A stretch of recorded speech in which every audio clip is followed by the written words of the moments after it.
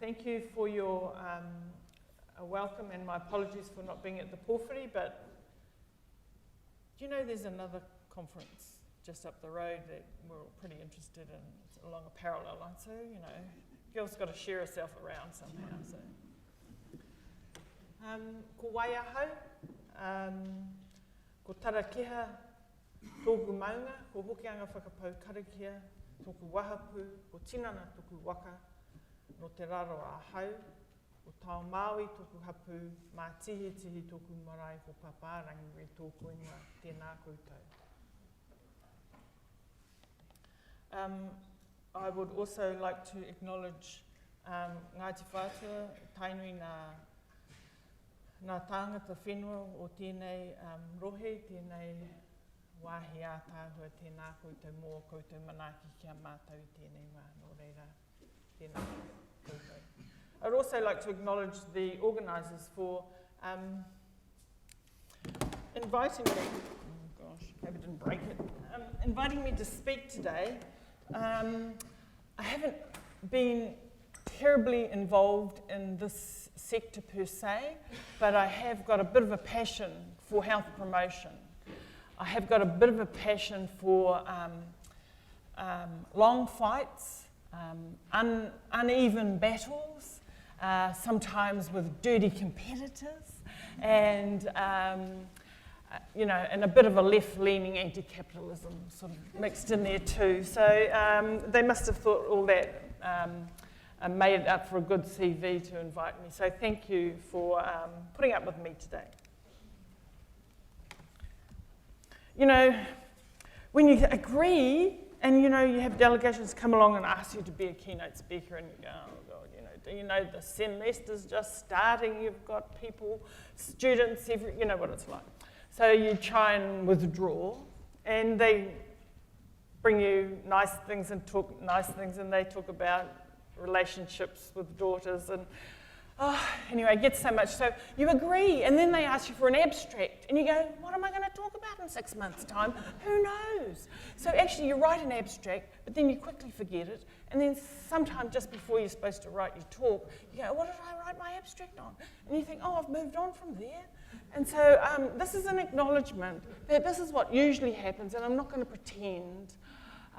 I wrote the abstract when I was very much thinking of a fast-moving world, and the challenge, and Dan has mentioned, Elsie's mentioned today, the changing world, and it makes you feel old, and it makes you wonder how you're going to cope. But it just makes the fight even sweeter. So it still holds, but I've probably changed a little bit, so don't rely on the abstract too much. And what I really want to talk about is theory. It's about locating ourselves, and it's about colonization. And by colonization, I don't want to just go, oh, everybody's going to die. The Māoris are going to talk about colonization again. They're going to bash us up. No, it's not that sort of colonization. Breathe, it's okay. And challenges in health promotion. So if we can cope with that. I did it. Then they come back a month later and they ask you for the title of your talk because you forgot to give it when you wrote your abstract. So I'm going, so in this stage of feeling a little bit battered and old, I remembered the waiata and the expression that of Inga Rao Mua, and that philosophically, the past we can see the past and we can't see the future too well. We can try and predict it and things like that, and we can see the past. So in our worldview, the past is in front of us and the future's behind us because we can't see it. And so I was reflecting on this over the time when people demand various things for your abstract and then your title. And I remember talking to Iri Hapiti Ramsden many years ago, and name dropping as I do, and she said her ancestor Tikau wrote a report that's published. And it's fascinating reading because he actually commented on tobacco use of the people who first visited them in Akaroa. And so I read it in the tobacco use days. And he also commented that he thought it was really strange that Pākehā, when they first met, were rowing backwards. And so Pākehā don't, we have a worldview of Pākehā that they think the future's in front of them, and the Māoris think the future's behind them, and the past is in front of them, and yet Pākehā's row backwards and Māoris row forwards. So, it was getting a bit confusing, so I thought, well, there's Wakaman, and so I was reflecting on that. I thought, now, this isn't going in a good way, so we better stop right away, and I'll just own up that, I've changed my topic since then. And the other thing that came up is that this concept of hindsight, and it links very much with Inga Rao Mua, the days that are before us, the past that's before us. And I was reading someone that said, we don't have 2020 hindsight because actually we ourselves colonise our past when we make it safe for ourselves to revisit it, or unsafe. We ourselves change what we highlight, what we foreground in our past, and what we choose to ignore, or as much as possible we can. So I want to talk about that as part of the process of colonisation today. So as you can see, it's quite a weird and wonderful talk, and I hope you survive.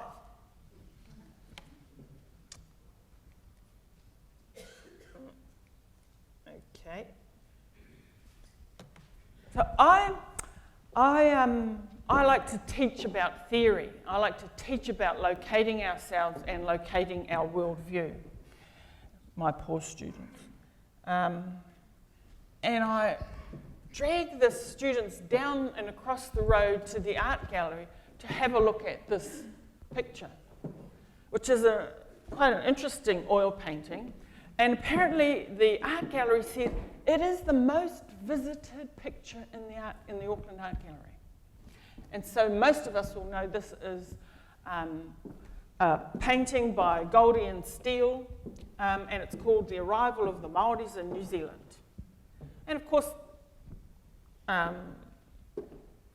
it is a sort of copied from the Raft of the Medusa, an earlier painting that they had both looked at. And the thing, as soon as you go, especially if you take a group of students and you go and you're obviously and the students are a bit Māori, the staff at the art gallery get a bit twitchy and they come running up to you, and you get your own little person who comes and wants to explain to you about this picture. And so they tell you all about it, not just who it was painted by and when it was painted and the technical things, but they tell you how there's been a lot of protests about this picture. Māori in particular have protested about this picture. Māori have complained that it's offensive, and even one group came and said they want it hung upside down. So, it's really, obviously, a very powerful picture. And a lot of Māori do find it offensive. We find it offensive because we feel it is a lie in so many ways. It's a lie in that it tells a lie about us coming to Aotearoa. It tells a lie about our weaving prowess, and the fact that we make sails, so stupid sails as that. Gosh, we wouldn't even make mats that bad. It tells a lie about the waka that the boat building, and the techniques and the amazing technology we had in boat building to navigate our way around the Pacific. It tells a lie that we didn't do any planning, and that we were accidental travellers and mismanagers rather than managers. And so it's with that reaction to these lies that most Māori protest about this. And that's why I love it. I love this painting because it's such a big lie, but because people have a reaction to it. But because it's when we work out that this painting's not about us, this painting's not about Māori, this painting is about how Goldie and Steele saw Māori, and people at that time saw Māori. So if we take disownership of it, if that's such a word, if we disown this painting, and if we say, that tells us something really interesting, not about Māori, that tells us something really interesting about Pākehā thoughts at the time, then that painting becomes a lot more acceptable. And so it's this analysis of critical thinking that I try to get my students to work through. Last year we were lucky because at the same time we were studying, we went to see this, the picture down at the art gallery. Te Aurere and Ngāhi two ocean voyaging waka, went to Rapa Nui and back. And you could watch them each day using satellite technology called Waka Tracker, and you could see how they progressed across the Pacific. So we had a living example of a different truth, another truth, a truth about sailing, a truth about boat building, a truth about ancient navigation, a truth about planning, a truth about sails. And so we had these two different truths. And we not only have to recognise that there's an opportunity of saying, well, who do we believe? Which is okay for us, because it was easy for us to believe about Aurere and Ngāhi but they were just sitting there on the internet if you knew where to look, and the others in the art gallery still sitting there after 100 and something years. So who has the power to promote their truth came up in our conversation.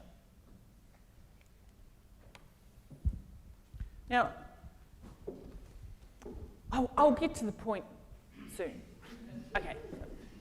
I like to talk about mountaintops because all of us have a way of looking at that picture and have a way of looking and understanding whether that picture be in the art gallery or whether that picture be Waka Tracker on the internet or whether the picture be gaming and gambling in Aotearoa or in our communities, whether the picture be statistics.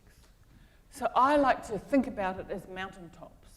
So if we were all pretended, we were split ourselves up into four. Sorry, Rangi, I'm going one more iwi than you, and we're going that one, the top and the bottom. And we were on located ourselves on four different mountaintops, and we looked down into a valley in between the mountains, and there was a scene happening there. There were some people doing stuff, whatever. Now, we would all be seeing the same scene. We would be all looking at the same data, but we'd be seeing it from different angles. And what you guys saw in your foreground would be in the background of those people up there, and likewise. So we'd be seeing the same stuff from different angles. And you know what? These people, Ngāti Whātua, did you say? Ngāti Whātua, they have, their mountaintop is radical feminists. I just made that up. But, pretty strong women there, so, power to them. And they have a very interesting view about the way the men are behaving down in that village scene down there. Whereas as opposed to this group here, they're all, they believe in some right-wing economic theory. And so they have a particular way of looking and understanding what's happening and a view of the world. And so people from different mountaintops will be understanding the scene differently, not only seeing it differently, but making sense of it differently. So we have a scene, we have a view, which is our position, we have some analysis, which is influenced by our values, and it's informed by our society. Now, trying to get to the point. So if I gave you some data, and you know what we say in health and health promotion, we say, the data speaks for itself. Maybe we speak for it. So if we have some data like this, and this is our scene in between our four mountaintops, where it's about students who are leaving school without formal qualifications by ethnicity. So if we see that Māori young people, 39% leave school without qualifications compared to 15% of non-Māori, and we could say that, we could focus, like the feminists focused on the men, we could focus on the Māori student, and we could say that Māori students are 3.5 times more likely to fail in education. And that will mean that we've put our scope of vision around the Māori students. And so we could do some homework and stuff like that. But if we say, which is using the same data, we can say that the education system is 3.5 times more likely to fail Māori students, it's the same truth, it's just taken from a different mountaintop using the same data and a different value system, a structural analysis, then it gives us the education systems. Well, we can mess with the minister might have to resign because it's a major problem. That's not a good result. The minister might have to resign, we might have to change the curriculum, we might have to change the funding formula to schools, and we could do some homework classes too. But you see what I mean? It opens up different options when we put the gaze on different things. We could also stop focusing on the negative and focus on the positive and look at privilege. And we could say that by the time they leave school, non-Māori students are much more likely are privileged and more likely to have formal qualifications. And by focusing on the 85%, we know that 85% are going to have a longer life expectancy, more likely to get employment, more likely to get tertiary education, more likely to be able to buy their own house. So that is a very privileged position to be in. And so we know that by the time they leave school, our society privileges non-Māori young people compared to Māori young people. So we can look at it from this other mountaintop, a very radical mountaintop. Some of you might want to go there. We can look at privilege as well. So our way of seeing determines our interventions. And we need to think about this in terms of the way in which we look at gaming and gambling. To practice our newfound structural analysis, we're going to practice on this imaginary. I made up this headline from the newspaper. 500 teenage girls got pregnant last year. Well, so the 500 might be wrong. I don't know how many get pregnant. But it's interesting. The word teenagers and girls infers something. It infers that they're not 19-year-old married women, that they're young girls, and that it's all a big mistake. It also infers that girls do it all by themselves. Because who's not there? And we know there was at least one other person in this equation, but that person is privileged because they're not named. So if we just focus on teenage girls, we're at risk of putting in place interventions that if we problematize girls, we're at risk of just putting interventions with girls and we forget boys need some interventions too. Okay? Yeah. Got pregnant. That's an interesting concept, isn't it? Probably not naming the problem. Anyway, so here we have a different health challenge, but my aim in going through these exercises is to invite you to take a structural analysis and to look at the way you're viewing the world and you're viewing this health challenge and to see if perhaps it's limiting the number and scope of interventions that you can possibly engage with. My other example comes from the Titanic as we approach April. So over 2,200 passengers and 1,500 died. And the deaths weren't shared equally. It wasn't random. And so we live in a society where things such as addiction-based harms are not distributed randomly. So we have to have a look at the forces that maldistribute illness or risk. So I'm using this as an example. That picture on the left is not for you to read, it's just to show that I read it. And that, of course, you will know from the watching the movie probably that there were class difference and gender difference in who died on the Titanic. And so mainly men died, and there was, mainly second and third class passengers died. Do we leap straight in and go, the Y chromosome? I always had my doubts about that.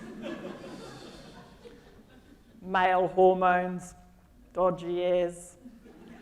And yet, in some of our other work, in tobacco control, and some of our other work that relates to addictions, there's groups of us that go hunting for the gene straight away, and we should just have a little, let's just get in the helicopter and get a larger, a broader view for a while. So yes, there might be some personal factors, but we've got to look at the structural factors and the societal issues. Because if we just focus on the personal factors, we're likely to just make sure that men get swimming lessons before they go on a boat. And that won't fix the problem. We know from the movie that there were barriers to the lifeboats. Actually, there was not enough lifeboats. And that was the first policy change they made, was to make sure there was enough lifeboats on all ships. But there was barriers to access. And so we need to understand that barriers to access is an important intervention. Getting rid of barriers to access is an important intervention for us in our work. That still wouldn't have helped some of the third-class passengers who were further down in the boat and had to come up numerous flights of stairs to get to lifeboats, even if there wasn't enough lifeboats. And so I put to some of my students that perhaps there should be an escalator just for the third-class passengers, an escalator for them to get quickly to the lifeboats, to get to the lifeboats in the same amount of time it takes for the first-class passenger to get to the lifeboats. And they go, but you can't have an escalator just for the third-class passengers. That's unfair. So, so we have a really good discussion because we must open ourselves to the possibility that we will need some interventions that are targeted for specific groups with added barriers to access.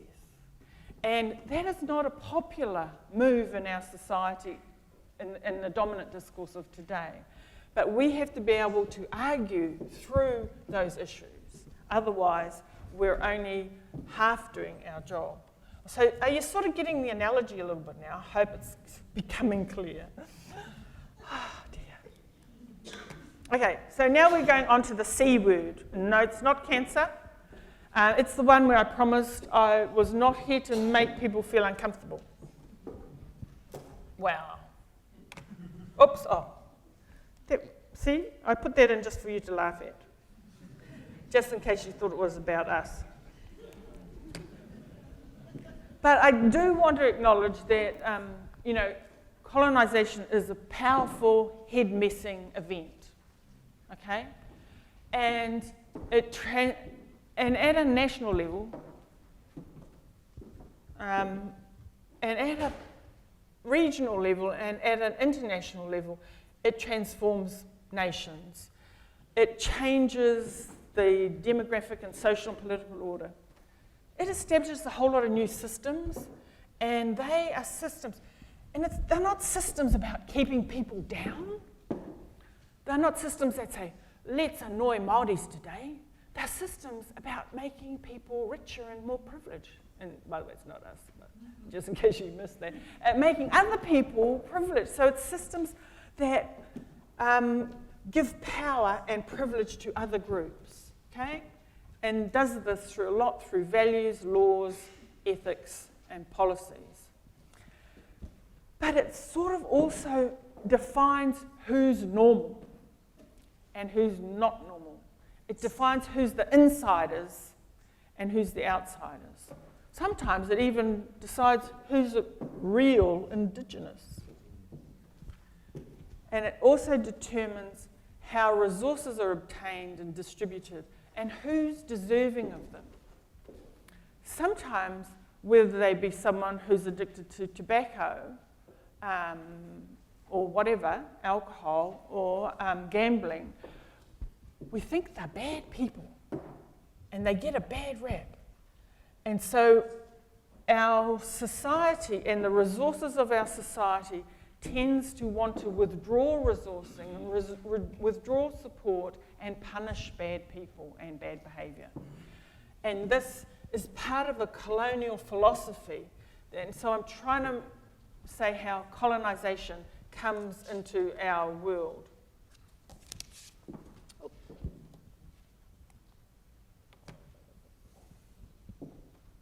I just had to put this in, because this was, I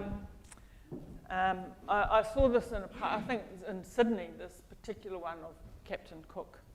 And it's just like the art gallery picture, because along the bottom it's got Captain James Cook, discoverer of, Australia and a few other places. And it's all about what your truth is, getting back to there's another truth that actually he was a bit late in the piece discovering.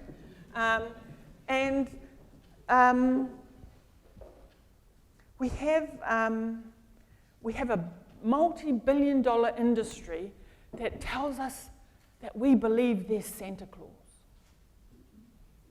And yet we make fun of groups of people who believe there's a taniwha causing road crashes in a certain place.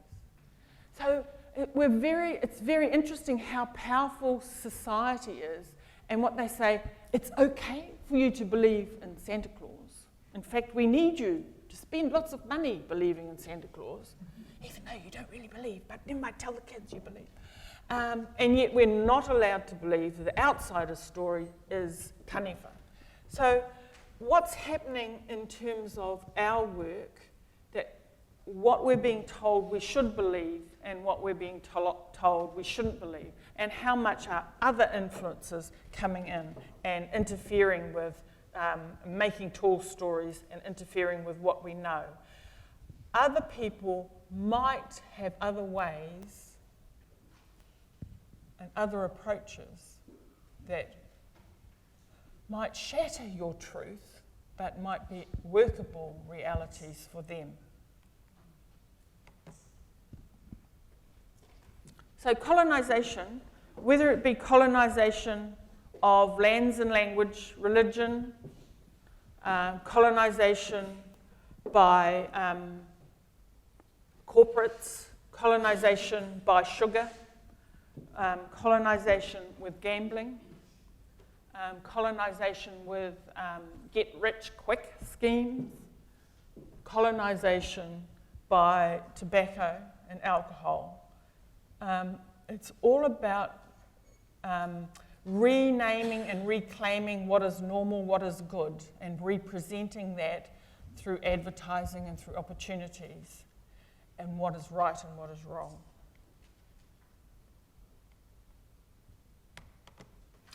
So colonization is not just historical, it's also contemporary. It wants to retain power and privilege, and the big power and privilege these days is linked up with money. Colonization will punish us because we are agents for change. We want to change something.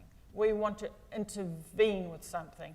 And so we cannot expect a fight. We cannot expect it to be easy. It does mean we need to work together, and it does mean that we need to be sneaky and very, very good at our jobs. It does get into systems.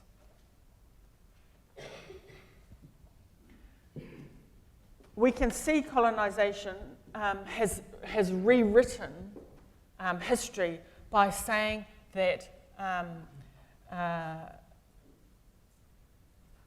a few years ago, all this stuff about getting welfare was and levelling for Māori was actually a Māori privilege.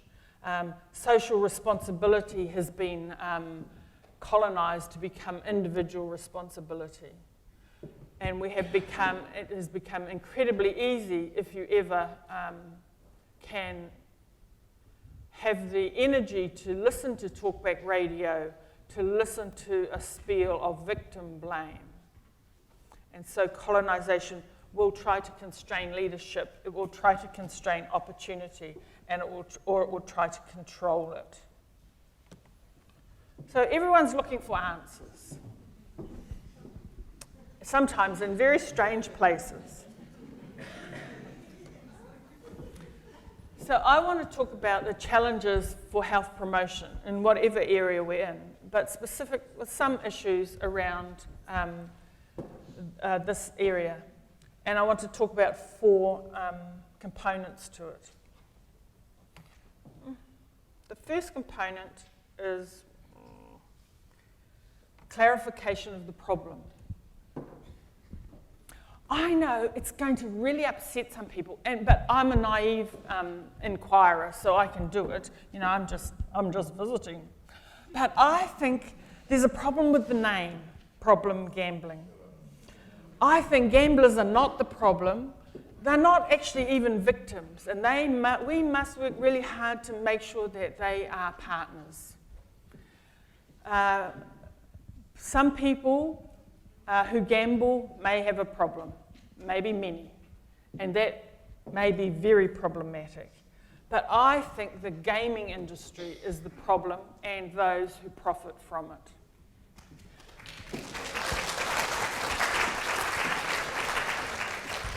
So I want you to go home, tell your managers you're changing, you need a new print budget, you need to bring the website down and change it to problem gaming. And I'm sure you've thought of it all before, and there's 101 reasons why you can't have it, but never mind. That was my original thought on this matter. But we must make sure, and it's my single most important learning from tobacco control. Hello Louise, I saw Louise.